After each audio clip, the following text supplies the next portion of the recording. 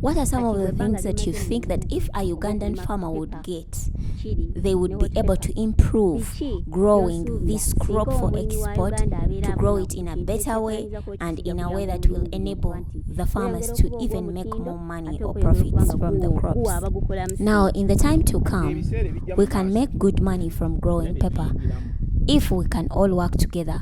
But the most important thing is if we all have records or documents. These records will have information like the number of plants that I planted, the number of seedlings that I planted. When I transplanted this number of seedlings. When we all have these documents or records, it will help us not to lose the global market. Because the time will come when pepper that does not have documents or records cannot be exported out of this country. Because they want to know, what have you given us? What is its state?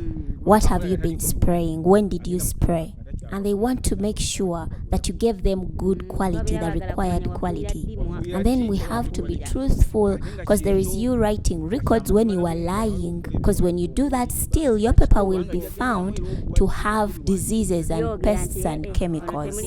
Still, they will chase us out of the market.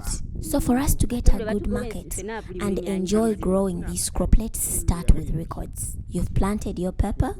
When did you plant? When did you start to spray? How do you spray? When did you scout your garden? Which diseases did you discover when you scouted? What did you spray? What medication or chemicals are you using to spray?